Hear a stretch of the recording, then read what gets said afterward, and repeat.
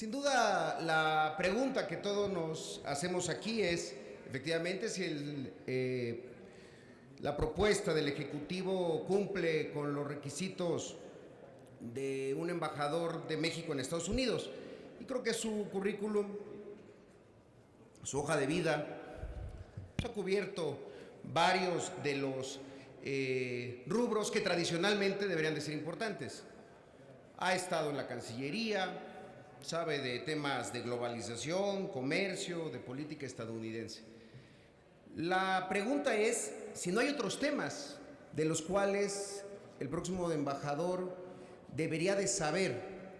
Y en ese sentido, si no hay otros temas que en este momento se están discutiendo, si no son esos sobre los que deberíamos de hablar y que en la comparecencia por lo menos estuvieron totalmente ausentes. ¿A qué me refiero? Permítanme leerles una cita. Dice: hay una tendencia peligrosa en que los migrantes son utilizados como chivos expiatorios y aquellos en situación irregular son criminalizados.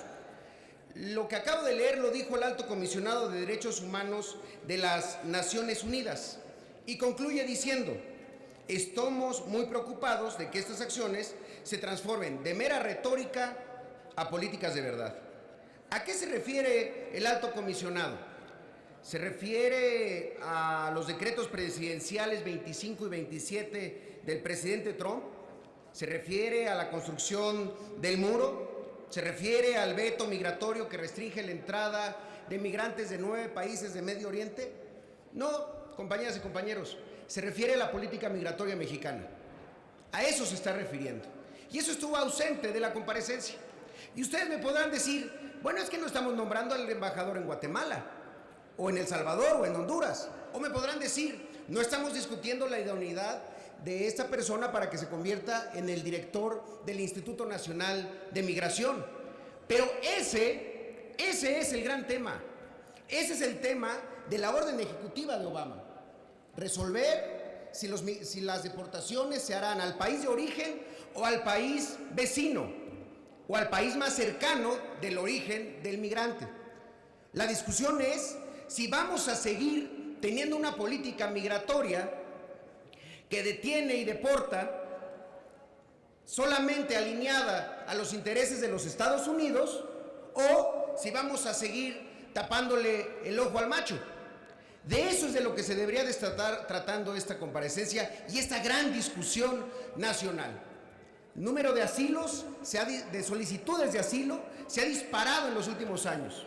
Hoy, aquí en el Senado, el subsecretario Ruiz Cabañas nos comentaba que de las 8,000 solicitudes de asilo, 93% de ellas del Triángulo Norte de Centroamérica, Guatemala, Honduras y El Salvador, de las 8,000, solo se aceptaron 2,000 personas asiladas, y las otras 6,000 las regresamos a su país de origen. ¿Sabe qué pasa cuando se les regresa?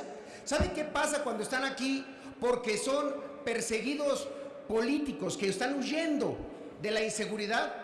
Lo que pasa es que los ponemos en riesgo y muchas veces los matan. Eso es lo que pasa. Por eso yo creo que la gran discusión que deberíamos de estar teniendo, sí, sin duda, es sobre el próximo embajador de México en Estados Unidos, pero reconociendo que la frontera empieza en el sur, que la frontera empieza en el Suchiate. Ahí es donde está.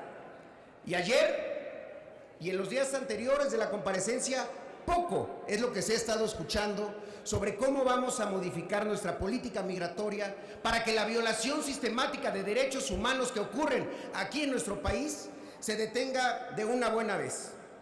Yo creo que ese es nuestro reto como generación de políticos, porque no estamos hablando de Siria, estamos hablando de México, de lo que está pasando en estos momentos, de mujeres violadas, de hombres asesinados, de otros tantos miles que están siendo cooptados por el crimen organizado.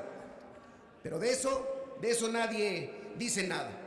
Por eso es que creo y consideré importante que volvamos los ojos al sur, porque no podemos seguir teniendo ni aceptando una postura hipócrita respecto a la protección de nuestros paisanos en el exterior, pero no ver lo que le hacemos nosotros a los 180,000 centroamericanos que deportamos solamente en el 2016 y los cerca de 200,000 que lograron escapar de las manos del Instituto Nacional de Migración, pero quizá cayeron en manos de los maras o de los zetas o de cualquier otra organización criminal. Los centroamericanos, y eso lo vivimos muy de cerca en Chiapas, no se refieren a la bestia como el tren. La bestia es nuestro país. La bestia es lo que sufren cuando están cruzando México para llegar a Estados Unidos. De eso es de lo que deberíamos de estar hablando el día de hoy, y de eso es de lo que me hubiera gustado más escuchar la opinión del próximo embajador. Es cuanto, señor presidente. Muchas gracias. Gracias a usted,